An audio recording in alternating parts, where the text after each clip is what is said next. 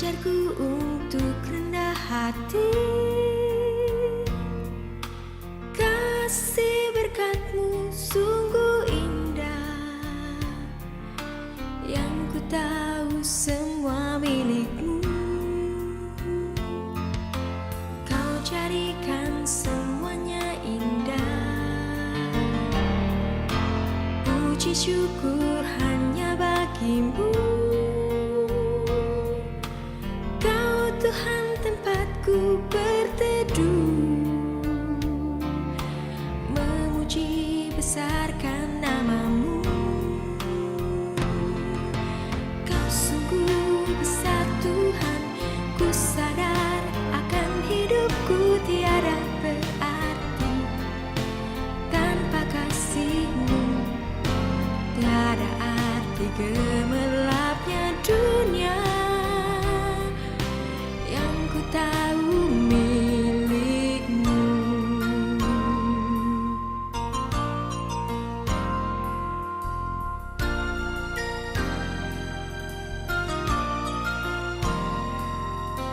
Ku ingin bernyanyi bagi-Mu, untuk mengungkapkan hatiku.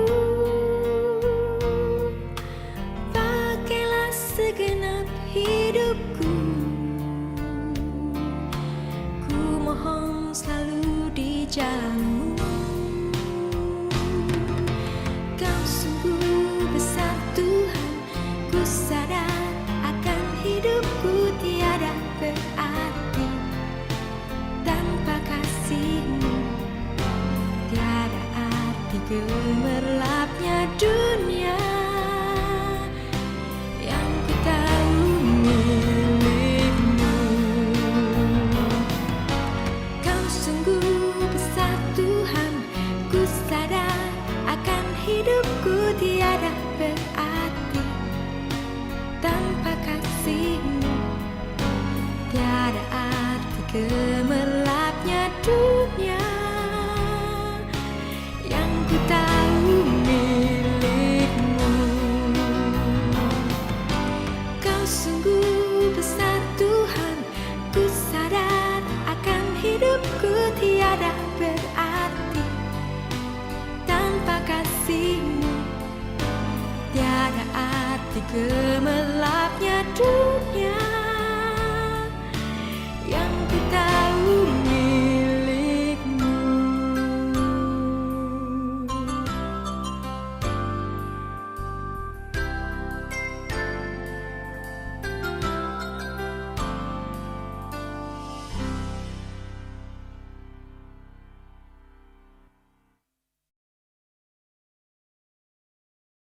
Baik, kita akan membahas persepuluhan dan buah sulung, praktikal, filosofis, dan sikap dan respon yang benar.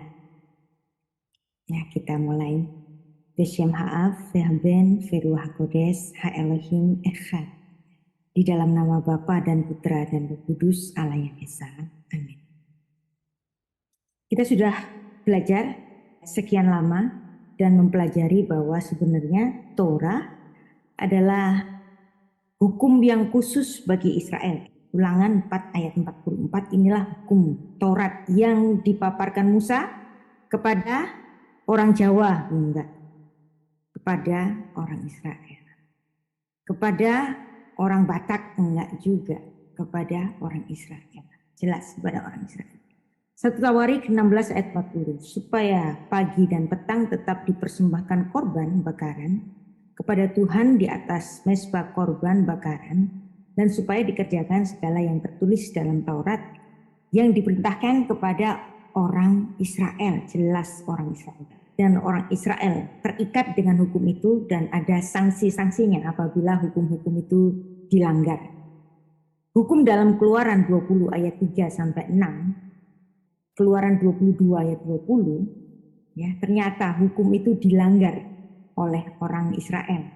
Dan apa sanksi dari pelanggaran dari pelaksanaan hukum Taurat itu? Mereka pasti akan ditumpas karena mereka menyembah ilah yang lain, yaitu dosa anak lembu emas.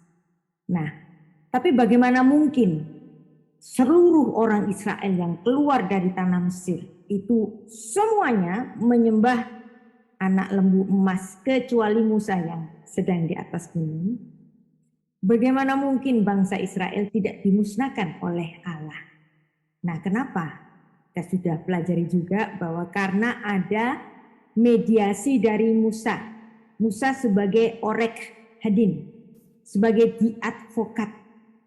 Jadi hukum Tuhan yang memberikan sanksi kepada para penyembah berhala ini, mereka harus ditumpas, harus dibunuh.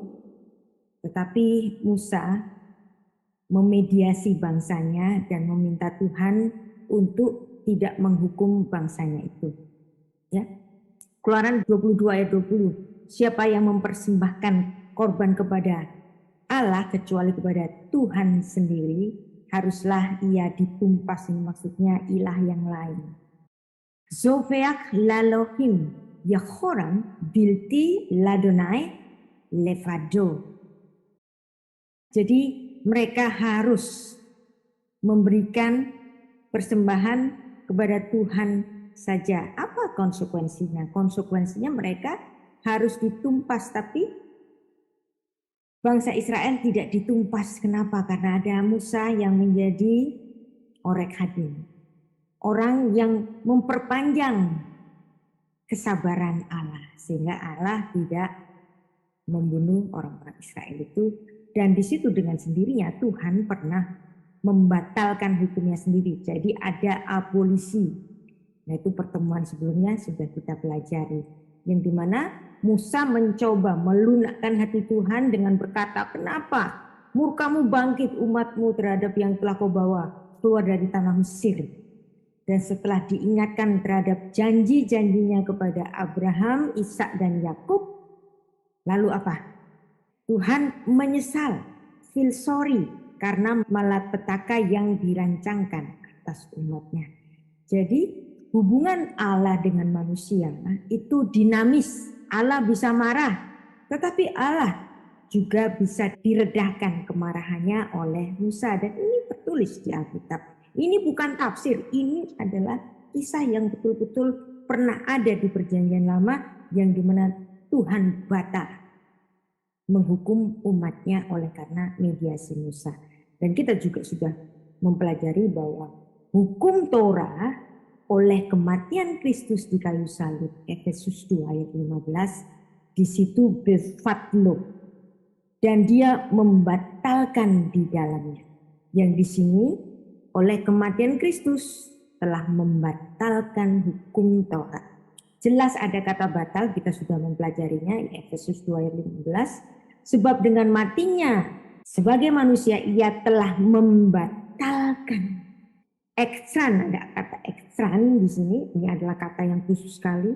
Ini merupakan penggenapan dari Kejadian 3 ayat 15. Dan maka dengan kematiannya itu dia telah menutup, mengakhiri, katargesas, nullifying, abolisi. Dan dalam bahasa Ibrania betul-betul ada kata batal, befatlo. Di sini ada sores bet, pet, lamet, BTL, batal. Bahasa Ibrania nulis batal, benar-benar batal. Jadi terjemahan batal di sini adalah terjemahan yang sangat tepat untuk Efesus 2 ayat 15 bahwa hukum Taurat sudah batal bagi orang Kristen yang sudah ditebus di atas kayu salib. Apakah dengan pembatalan hukum Taurat itu akan menyebabkan kita itu jadi anomos tanpa hukum? Enggak, ya.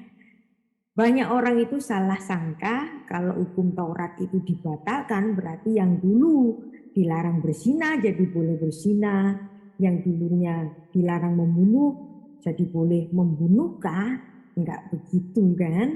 Ya, pembatalan hukum Taurat bukan keadaan anomos atau tanpa hukum, karena Tuhan memberikan kuk yang darinya, ya, yaitu hukum kasih, hukum Kristus. Kita enggak akan mencuri milik orang lain karena kasih. Kita tidak akan membunuh karena kasih. Kita tidak akan berzina, mengambil istri orang, suami orang oleh karena kasih. Kita memberi sedekah oleh karena kasih. Kita memberikan persembahan untuk pekerjaan Tuhan di gereja. Bukan karena takut belalang pelahap, ya, tapi karena kasih dan seterusnya. Jadi kita hendaknya tidak salah paham terhadap pembatalan hukum Taurat ini menjadi tanpa hukum, bukan, ya. Tuhan Yesus sudah memberikan satu kuk yang lain, kuk yang darinya, Matius 11 ayat 28 sampai 30, yaitu kuk hukum kasih. Dan hukum Taurat kalau diperinci itu ada 613. Jadi pendeta jangan milih-milih yang enak-enak aja. Persepuluhan, buah sulung untuk pendeta dan keluarga pendeta dan pengurus gereja itu enggak, ya.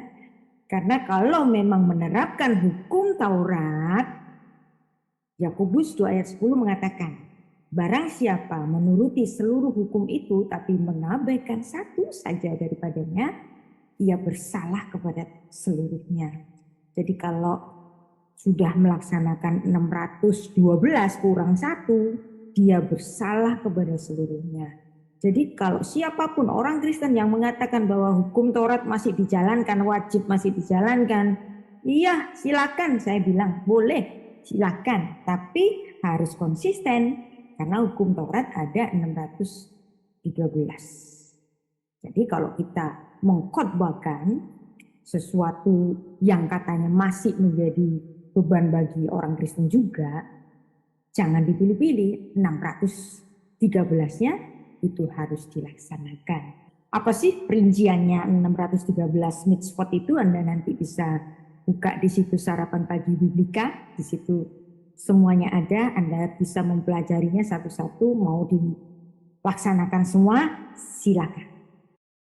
Tapi kita sudah belajar tentang midrasnya Rabi Shaul, Efesus 2 ayat 15, abolisi terhadap hukum Taurat. Mungkinkah? Mungkin. Kenapa enggak? Karena Yesus adalah sang empunya hukum. Hukum hanya boleh direvisi, diakhiri oleh sang pembuat hukumnya itu. Yesus Kristus Allah yang inkarnasi, sang empunya hukum, telah mengabolisinya dengan kematiannya sendiri. Dan jelas dia sudah memberikan kuknya. Matius 11 ayat 29. Dan kuk yang dipasang Yesus itu enak. Kenapa kok enak?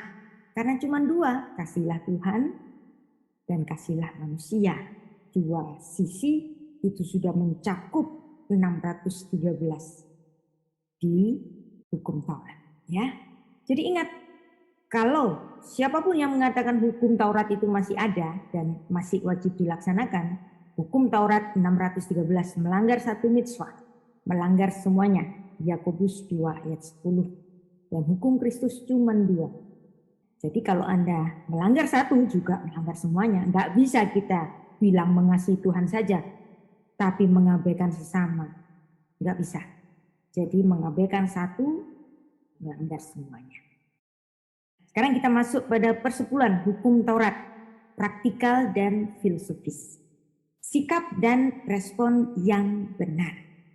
Ada dualisme, ya, gara-gara ini Pak Wiknyo videonya viral, sepertinya memprovokasi gereja-gereja yang masih menerapkan persepuluhan. Akhirnya ada video tandingan, ya.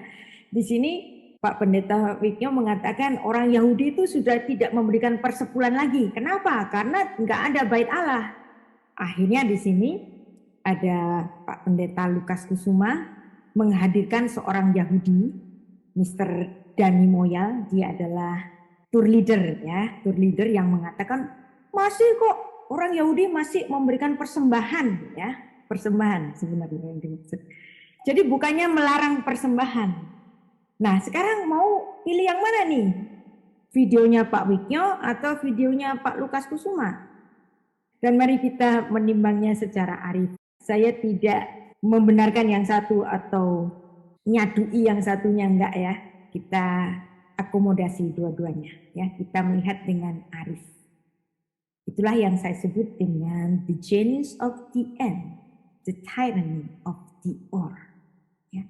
Dua-duanya marilah kita akomodasi dengan arif. Orang Kristen biasanya bertanya, orang Kristen boleh nggak ya? Gitu. Boleh nggak ya? Nah biasanya yang tanya-tanya boleh nggak ya? Boleh nggak ya? Itu biasanya anak balita. Mama boleh makan permen nggak? Nah kalau sudah dewasa dia tahu. Kalau kebanyakan makan permen nanti diabetes. Nah seperti ini juga. Orang Kristen boleh nggak ya? Nah kalau dia masih tanya boleh enggak ya, artinya dia juga masih belum dewasa di dalam pemahamannya. Kita bukan soal boleh atau tidak boleh, tetapi proper and not proper.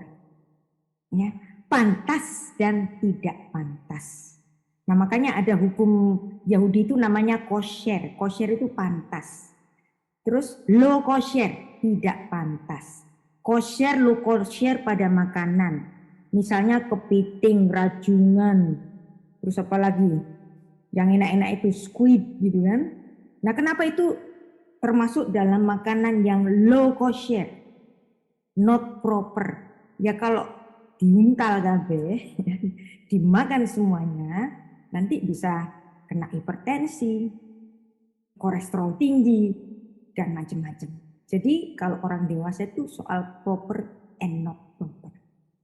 Nah, jadi banyak orang Kristen yang masih mengalami stres rohani soal legalisme boleh dan nggak boleh.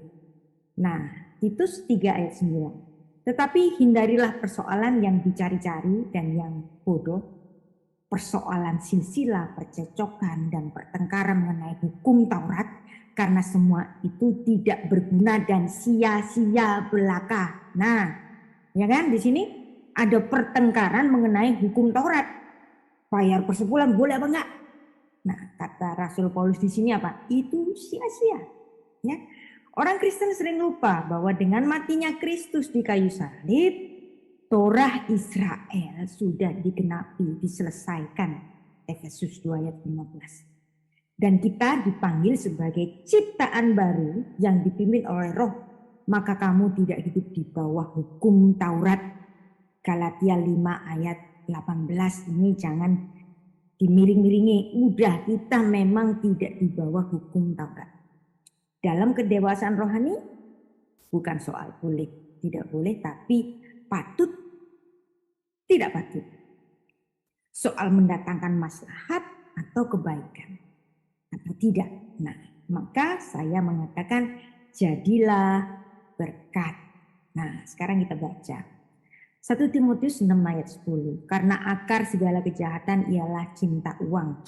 Sebab oleh memburu uanglah beberapa orang telah menyimpang dari iman dan menyiksa diri dengan berbagai-bagai duka. Nah, cinta uang ini masa kita terapkan sama Pak Pendeta doang? Cuma juga dong, ya kan? Kenapa kamu nggak mau memberikan persembahan? Karena cinta uang kan nggak mau kan, pelit kan? Nah, jadi dua-duanya ayat ini harus diberikan kepada dua sisi, baik kepada gembalanya maupun kepada jemaatnya. 1 Timotius 6 ayat 6 sampai 8. Memang ibadah itu kalau disertai rasa cukup memberi keuntungan besar, sebab kita tidak membawa suatu apapun ke dalam dunia dan kita pun tidak akan membawa apa-apa keluar. Asal ada makanan dan pakaian, cukuplah.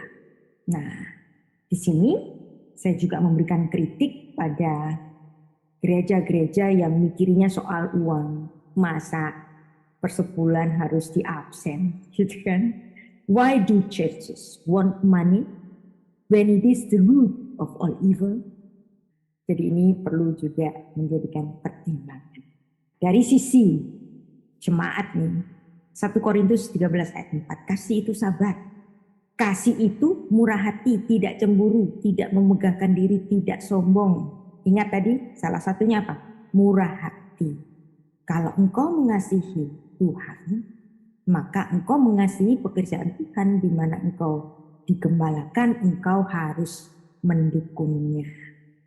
Nah, Matius kalau Anda baca dalam Matius 14 ayat 14 sampai 21. Tuhan Yesus mendapatkan 5 roti dan 2 ikan dari seorang anak kecil untuk mujizat besar. Kenapa? Kenapa kok dapatnya dari anak kecil? Kenapa bukan dari ibunya atau bapaknya? Karena mungkin orang tuanya pada kikir perhitungan, tapi kalau anak kecil itu tulus, dia memberikan. Itu adalah satu contoh kasus bahwa jemaat banyak juga yang kikir, jemaat banyak juga yang cinta uang, tekku, tekku, milikku, milikku, dan mereka maunya gratis mulu, nggak mau berbagi. Jadi di sini jangan selalu nyalain pendetanya dong. Ya.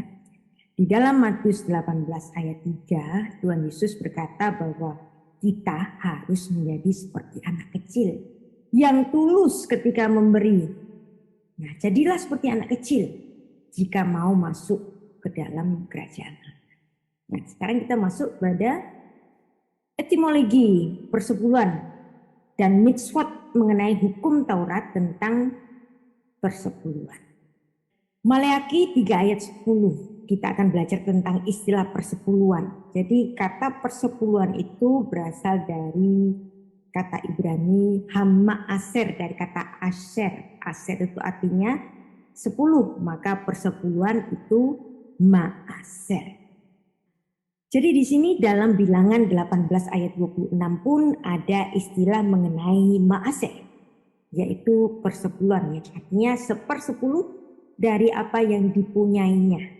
Hamma aser, persepuluhan dari kata 10, jadi bukan perpuluhan. Kalau perpuluhan dari kata puluh, persepuluhan, ya. Maaser dari kata aser. Bahasa Yunaninya apodikato, dari kata apo dan dekato, dari kata 10, semuanya berasal dari kata 10. Nah, ada mitzvot hukum Taurat mengenai persepuluhan panjang sekali. Mitzvot 409, mempersembahkan persepuluhan hasil tanah kepada suku Lewi. Nah, ini persepuluhan Maaser Rishon, persepuluhan yang pertama. Imamat 27 ayat 30. Demikian juga segala persembahan persepuluhan dari tanah, baik dari hasil benih tanah maupun dari pohon-pohonan adalah milik Tuhan. Dan itu persembahan kudus bagi Tuhan.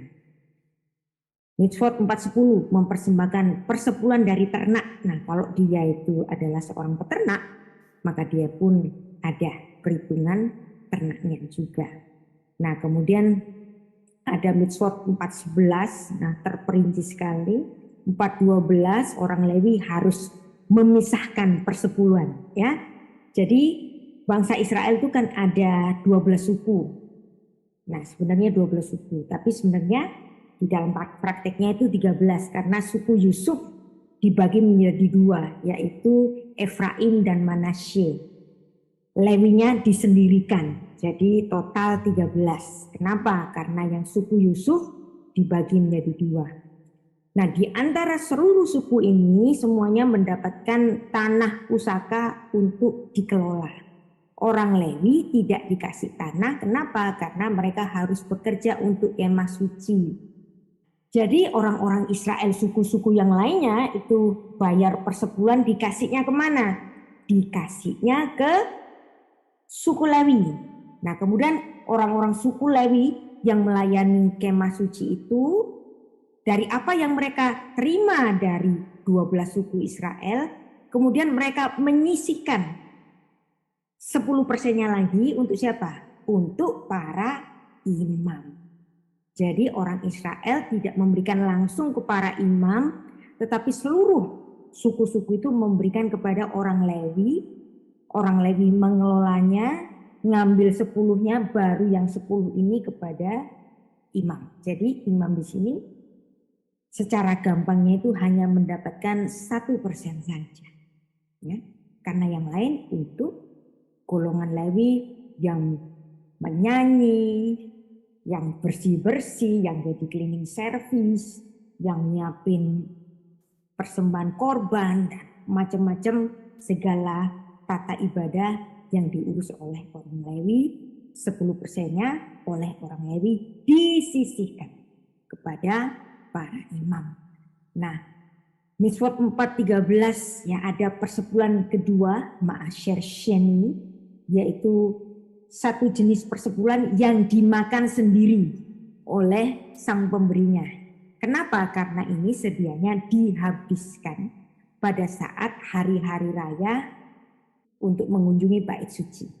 Yang dimana di situ seperti ongkos naik haji, gitu kan? Jadi mereka menyisihkan 10% untuk berhak untuk berhari raya, untuk naik haji ke Gunung Sion.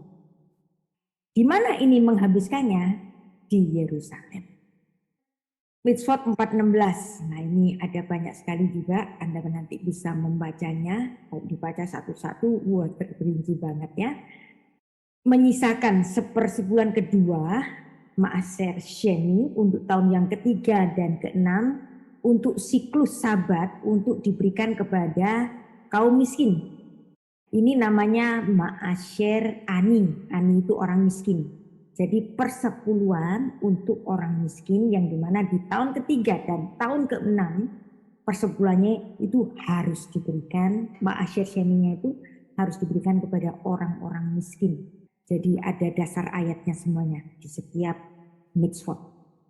Kemudian banyak lagi ya, nggak usah dibaca. Nanti Anda bisa baca di www.sarapanpagi Biblika. Nah, jadi di sini kita juga perlu mengetahui bahwa persepuluhan hanya dilaksanakan untuk bangsa Israel karena memang hukum Taurat itu untuk bangsa Israel. Anda mau jadi bangsa Israel silakan, saya nggak ngelarang.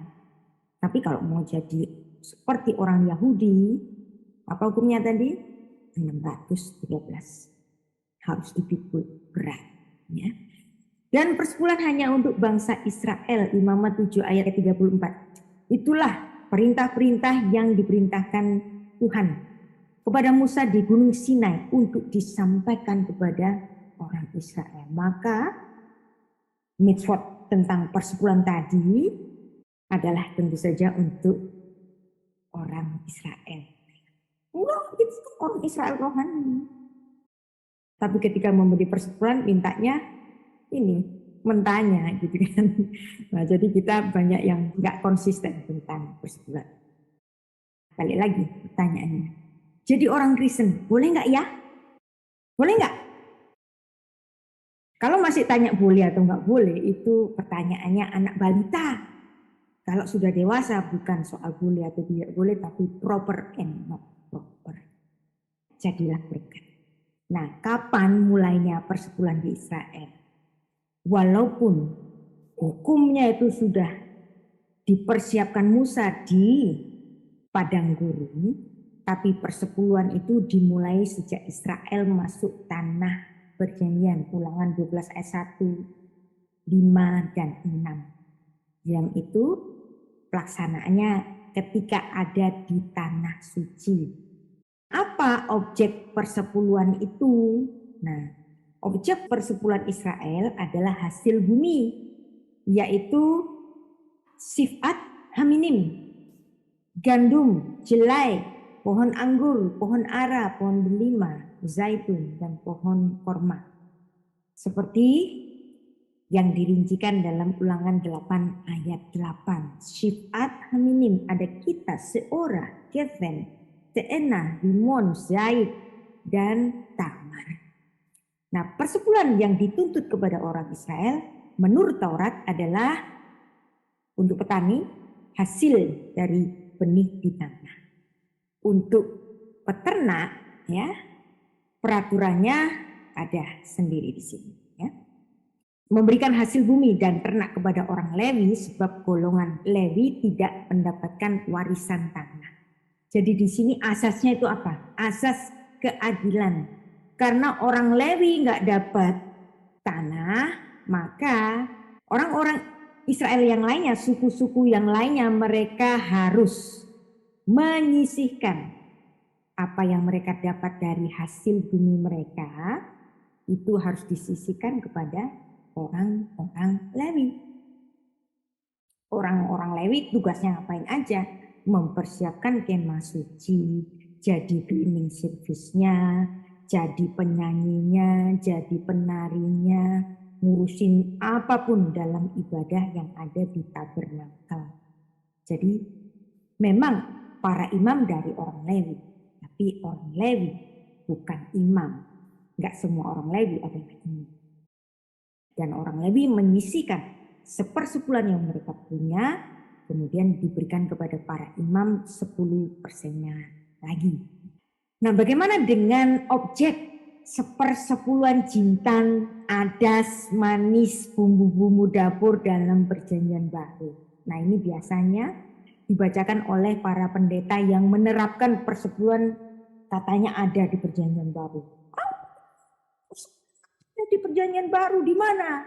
Matius 23 ayat 23. Perhatikan, jintan, adas, manis, bumbu dapur ini apakah objek persepuluhan? Padahal objek persepuluhan itu apa? Gandum, jelai, pohon anggur, pohon ara, pohon delima, pohon zaitun, pohon korma, buah-buahnya dari situ, hasil-hasil dari situ, itulah objek persepuluhan.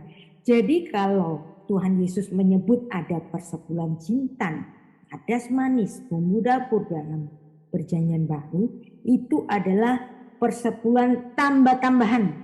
Hasil dari mana ini? Hasil dari pembuangan mereka di mana? Di Babel, yang dimana di situ dimulainya tradisi Judaism. Jadi yang dikritik oleh Tuhan Yesus dalam Matius 23 ayat 23 ini adalah tradisi Judaism yang menambahkan objek persepuluhan, menambahkan lagi apa? Bumbu-bumbu dapur di dalamnya. Di sini Tuhan Yesus mengecam orang-orang ahli Taurat dan orang-orang Farisi. Celakalah kamu, hai ahli-ahli Taurat dan orang-orang Farisi. Hai kamu, orang-orang munafik. Sebab persepuluhan dari selasih, adas manis dan jintan kamu bayar. Yang tadi 7 objek itu dibayar. Ditambahin lagi persepuluhan bumbu-bumbu dapur, itu aja kamu bayar, kata Yesus. Tetapi yang terpenting di dalam hukum Taurat kamu abaikan. Apa yang diabaikan oleh mereka? Keadilan, belas kasihan, kesetiaan. Jadi kalau kamu memang terikat dalam hukum Taurat dan hukum rabinik, yaitu apa? Hukum rabinik di sini persepuluhan jintan, adas manis, bumbu-bumbu dapur itu. Tapi kamu pun harus melakukan yang esensi lainnya, yaitu apa? Belas kasihan, keadilan dan kesetiaan. Diulang lagi dalam Lukas 11 ayat 42 membahas hal yang sama, yang dimana di sini Yesus Kristus mengkritisi hukum-hukum rabinik tambahan. Jadi ini bukan perintah hukum Taurat, ini bukan perintah hukum Taurat, karena ini persepuluhan dari selasih, adas manis dan jintan. Bukan objek persepuluhan itu aja dibayar, tapi kamu gak adil. Tapi kamu mengabaikan belas kasihan, tapi kamu mengabaikan kesetiaan. Jadi tinjauan Matius 23 ayat 23 dan Lukas 11 ayat 42 adalah persepuluhan yang boten-boten. Ya. Jadi ini bukan legitimasi pendeta untuk menarik persepuluhan berdasarkan perjanjian baru. Konteksnya di sini Yesus sedang marah, sedang mengecam ahli-ahli Taurat dan orang-orang Farisi yang melaksanakan hukum rabinik tapi mengabaikan keadilan, kesetiaan dan kasih. Yang boten-boten saja kamu bayar, tapi keadilan kamu gak punya, kasih kamu gak punya. Matius pasal 23 ayat 23, Tuhan Yesus sedang menyorot persepuluhan tambah-tambahan yang di luar Taurat. Ya, ini ada referensinya. Buku yang umum saja, Ensiklopedia Alkitab Masa Kini yang diterbitkan oleh Yayasan Komunikasi Bina Kasih halaman 252. Nanti Anda baca bahwa memang ini adalah hukum rabinik, ya, bukan hukum Taurat. Jika ada orang lebih suka membayar persepuluhan hasil gandum dan buah di dalam nilai uang, ia boleh berbuat demikian. Tapi jumlah harus ditambah 1/5, ya. 1/10 kambing domba dan lembu sapi tidak boleh dengan cara ini. Ya, ini ribetnya persepuluhan di dalam hukum Taurat ini. Nah, bagaimana dengan profesi yang lain? Misalnya Yesus kan tukang kayu, ya. nggak punya ini penghasilan tanah kan. Di sini Taurat tidak menuntut pembayaran 1/10 dari profesi lain selain petani dan peternak. Apakah seorang Judaism rabbinik di masa kini diwajibkan membayar 1/10? Jawabnya tidak. Kenapa? Alasannya simple ya, karena ketiadaan bait Allah di Yerusalem. Seperti penjelasan di video ini. Hal yang sebenarnya sangat lucu kalau dibilang ini mau melakukan suatu hal yang keyahudian, karena orang Yahudi sendiri sudah 2000 tahun tidak melakukan persepuluhan. Berapa lama? 2000 tahun. 2000 tahun tidak melakukan persepuluhan. Persepuluhan Karena yang diperintahkan di Taurat. iya. Karena alasannya ringan, tidak ada bait Allah di Yerusalem. Oh. Dan perintah untuk membawa persepuluhan atau maaser itu hanya untuk petani dan peternak Yahudi yang tinggal di tanah Israel. Kenapa begitu? Karena untuk memberi makan orang Lewi harus dari Holy Land gitu. Dari tanah mereka suci, sendiri, tanah suci. tanah Di luar Israel. itu tidak bisa. Jadi kita bisa bilang bahwa persepuluhan itu adalah sistem pajak. Pajak teokrasi ditetapkan Tuhan bagi orang Yahudi yang ada di tanah Israel. Orang Yahudi yang ada di Amerika, di Indonesia tidak kena peraturan ini. Nggak bisa soalnya, Nggak bisa. harus tumbuh dari tanah Karena Israel. ayatnya bilang harusnya dibawa ke tempat yang diinginkan oleh Tuhan, membawa ke Yerusalem. Nggak bisa kita melakukan ritual-ritual itu di luar Yerusalem. Oke. Dan jangankan orang Yahudi di Amerika atau di Indonesia, orang Yahudi di Israel pun yang Iya. tidak punya ladang, tidak punya ternak, tidak diwajibkan untuk memberikan persepuluhan. Tuhan Yesus kasih persepuluhan nggak? Yesus tukang kayu ya kalau tidak Iya. salah kan. Dia mau bawa apa? Kursi ke bait suci atau bawa meja? Tentu Nggak kan bisa. tidak kan. Iya. Petrus orang nelayan, ikan bukan objek persepuluhan, hanya ada hasil ladang itu hanya ada 7 yang bisa dibawa itu seperti jelai, Selasi. selasi dan Jinten. lain-lain itu.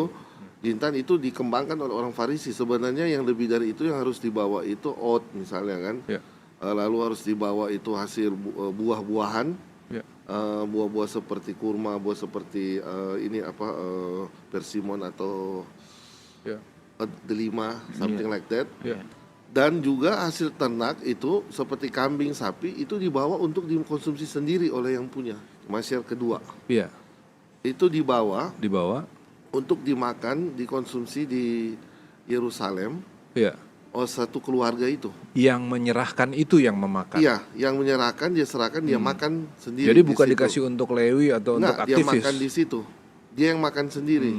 Dan dengan catatan, ini yang suka dipakai oleh orang-orang yang terlalu jauh fanatik dalam hal persepuluhan. Mereka selalu meyakini bahwa persepuluhan itu bisa diuangkan. Ya. Padahal tidak pernah ada perintah dalam Torah itu memberi persepuluhan dalam bentuk uang. Oh. Satu-satunya yang bisa diuangkan itu kalau you tinggal jauh dari Yerusalem, Iya. misalnya di Galilea atau di Haifa, lalu tidak mungkin you bawa 3 ekor lembu, Iya. bawa-bawa terus itu ke Yerusalem sangat jauh, you bisa jual. Iya. 3 lembu itu jual di Haifa, lalu sampai di Yerusalem, uangnya itu tebus lagi beli. Dipakai untuk membeli Lagi 3 membeli lembu, ternak, ya. itu yang dibawa. Kemudian Untuk dipakai buat apa itu? dimakan. Dimakan Dimakan satu oleh keluarga si bersama-sama. pemberi itu Iya. sendiri. Karena itu Ma'asyar Sheni. Yang Rishon udah ada yang buat Lewi. Oh. Yang setiap tahun. Rishon Oke. kan itu tiap per 3 tahun, Oke. 2 tahun kedua, keempat, keenam. Dan itu siklusnya semita, tiap per 7 tahun siklusnya. Lalu Ma'asyar ketiga, persepuluhan ketiga itu persepuluhan orang miskin, Ma'asyar Ani. Hanya tahun ke-3 dan ke-6, 1, 3, 6, tahun ganjil. Bukan tiap bulan. Loh, tahun ganjil. Tahun. Dan siklusnya dalam 7 tahun Shemitah, tahun ke-7 tidak boleh ada persepuluhan. Tidak boleh disentuh ladang, tidak boleh ternak disentuh, itu tahun Syabat. Orang Bukan. Lewi tidak butuh uang, mereka hanya butuh makan, mereka bekerja di bait suci. Mereka tidak butuh untuk menumpuk kekayaan di dalam bait suci karena mereka kan imam. Nah, perlu diketahui Lewi dan Kohen ini berbeda. Kohen itu apa sih? Imam, Ya. Lewi itu bukan imam, Ya. pekerja. Ya. Pemusik yang bersih-bersih. Jadi orang Israel bawa perpuluhan itu 1/10 ke orang Lewi. Nanti orang Lewi bawa lagi persepuluhan itu ke imam, ke Kohen. Jadi imam itu menerima 0,1% dari orang Kristen, bukan 10%. Itu pun ada jeda-jedanya di mana tidak ada persepuluhan. Iya, kalau kita tidak ada ya tidak. Ya, sehingga tidak ada pemusatan Jadi kekayaan beda betul-betul. antara Lewi dan imam. Lewi itu kalau saya cuma ambil contoh aja ya. Ya. Lewi itu supaya kita pahami gampang, di gereja misalnya WL. Itu Worship Lewi. leader itu Lewi. Cleaning service itu Lewi. Itu tugas-tugas Lewi di bait Allah. Imam, gembala itu imam, atau yang itu yang kohanim. Jadi kalau misalnya buat contoh-contoh aja ya, misalnya benar-benar mau diterapkan seperti di bait Allah, jemaat harus kasih ke WL sama ke cleaning service. Nanti mereka yang kasih 1/10 lagi kepada gembalanya, kepada imam kalau mau itu konteks yang ada di Torah seperti itu. Kalau mau dilaksanakan, ya, laksanakan dengan seperti prinsip itu. But that's just a sample ya. Karena orang non Yahudi tidak sama sekali dikenakan perintah untuk memberi itu. Oke. Jadi kalau apa yang sudah kita pelajari tadi memang betul-betul orang Yahudi hari ini, Judaism tidak diwajibkan untuk memberikan persepuluhan karena ketiadaan bait Allah. Kalau mereka masih memberikan persembahan, itu sebenarnya ada di dalam kategori sedekah yang bisa juga dikaitkan dengan ma'asyer ani, yaitu persepuluhan untuk kaum miskin. Nah, jadi di sini apa yang ada di viral-viral video-video itu, yang mana nih yang betul, Pak Widnyo atau Pak Lukas nih? Ya. Secara legalisme memang orang Yahudi tidak memberikan persepuluhan, tapi secara morally orang yang beribadah dia memberikan dukungan kepada jalannya ibadah, orang Yahudi tentu saja mesti memberikan persembahan, begitu ya. Ini yang saya namakan the genius of the end, the tyranny of the or. Kita nggak usah ngecam. Sebenarnya mereka tidak ada keharusan untuk memberikan persepuluhan karena ketiadaan bait Allah, tapi di sini para rabi memberikan satu himbauan seperti ini ya, yang dimana orang Yahudi itu masih dimungkinkan menyumbangkan 1/10 dari pendapatan tahunan mereka sebagai sedekah, sebagai sedekah pemenuhan persepuluhan ketiga, yaitu ma'asyer ani. Nah, ani itu artinya miskin, persepuluhan untuk orang miskin. Anda nanti bisa membuka dalam www My Jewish Learning tentang tithing. Jadi masih dimungkinkan, mereka bisa memberikan. Jadi nggak dilarang, bukan, nggak ada yang melarang. Ini justru sebaiknya kalau Anda menjadi seorang percaya, pengikut dari agama itu, dukunglah kegiatan ibadah masing-masing, gitu kan? Nah, jadi jenis persepuluhan dan kapan persepuluhan itu diberikan di dalam perjanjian lama, ya. Ada ma'asyer rishon, yaitu persepuluhan pertama, tadi sudah dibahas juga oleh Rabbi Yaakov. Kemudian ada ma'asyer sheni, ma'asyer rishon ini diberikan kepada orang Lewi, yang dimana orang Lewi nanti menyisikan lagi 10%-nya itu untuk para imam. Kemudian ada ma'asyer sheni, yang dihabiskan sendiri oleh si pemberi persepuluhan itu. Dihabiskannya di mana? Dihabiskannya di Yerusalem pada hari-hari raya. Ada 3 hari raya besar. Hari raya Paskah, Pentakosta, dan Sukot. 3 kali hari raya ini mereka ke Yerusalem. Pakai duit apa? Nah ini, pakai duit ma'asyer sheni yang dihabiskan di Yerusalem. Kemudian ada ma'asyer ani, persepuluhan yang ketiga, yaitu untuk orang miskin yang diberikan pada tahun pertama, tahun ketiga, dan tahun ke-6. Nah, kapan orang Israel memberikan persepuluhan?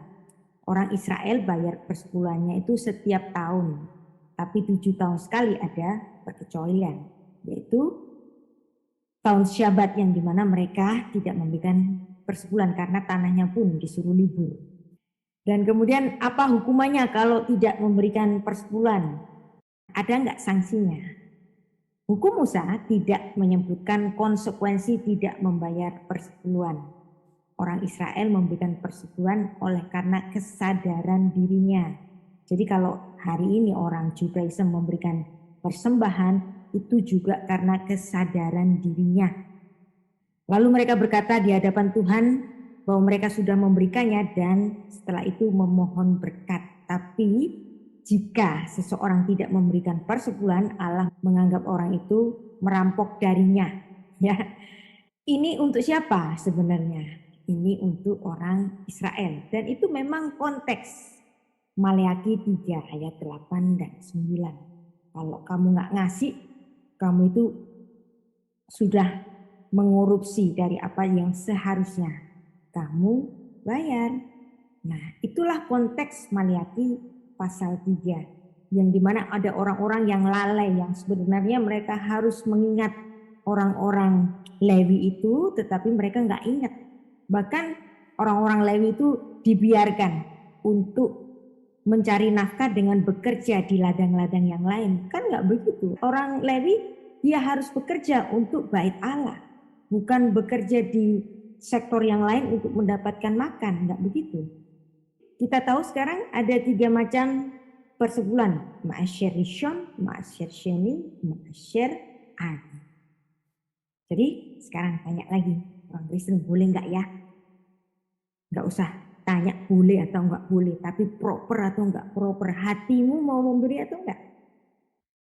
Persepuluhan pertama dibahas dalam Bilangan 18 ayat 21 sampai 28.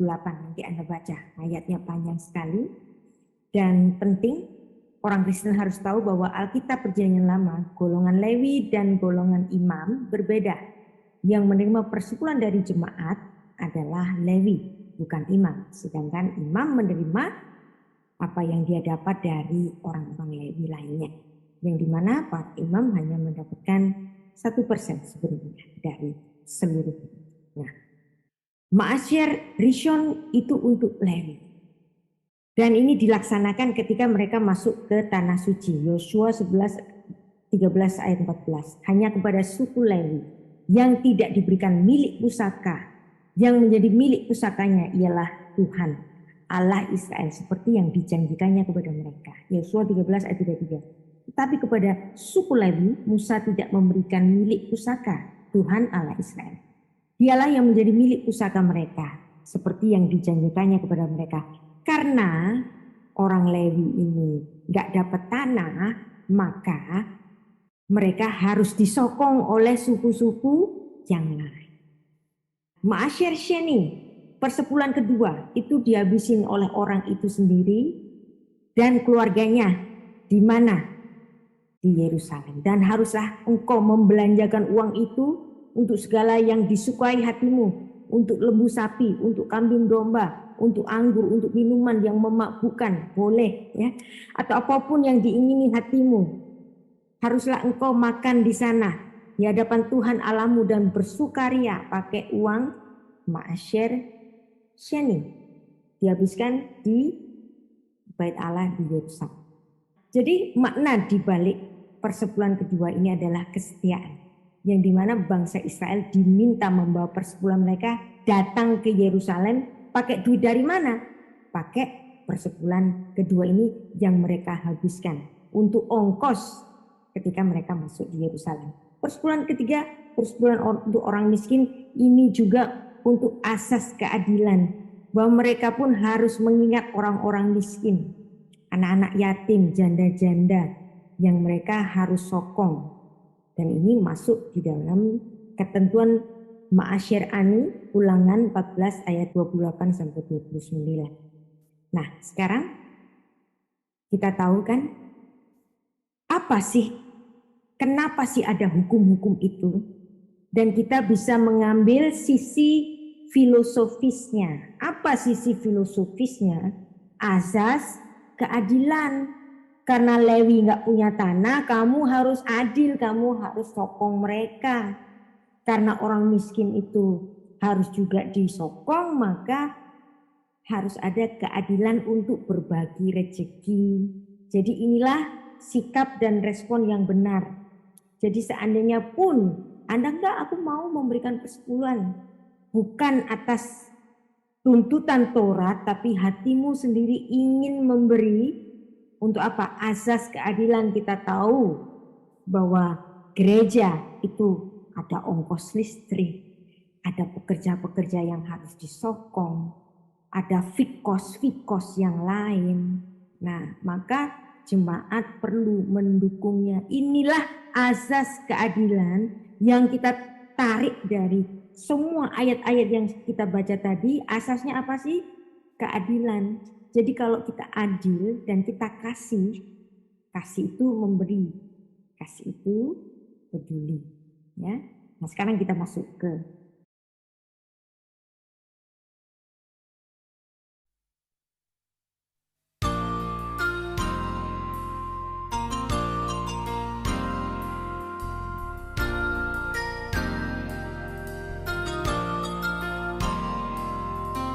Tuhan, ku tinggikan nama-Mu. Ajarku untuk rendah hati, kasih berkat-Mu sungguh indah.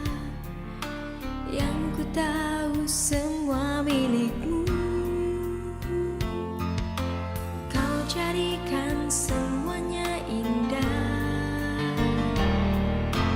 Puji syukur hanya bagi-Mu, Kau Tuhan tempatku berteduh. Memuji besarkan nama-Mu, Kau sungguh besar Tuhan.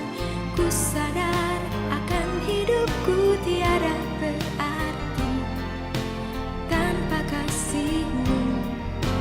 Tiada arti gemerlapnya dunia. Yang ku tahu milik-Mu.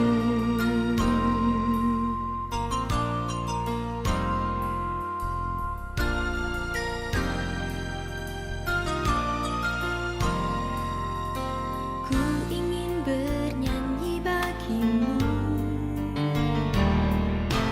untuk mengungkapkan hatiku. Pakailah segenap hidupku. Ku mohon selalu di jalan-Mu. Kau sungguh besar Tuhan. Ku sadar akan hidupku tiada berarti tanpa kasih-Mu. Tiada arti gemerlapnya dunia. Yang ku tahu milik-Mu. Kau sungguh besar Tuhan. Ku sadar akan hidupku tiada berarti tanpa kasih-Mu. Tiada arti gemerlapnya dunia.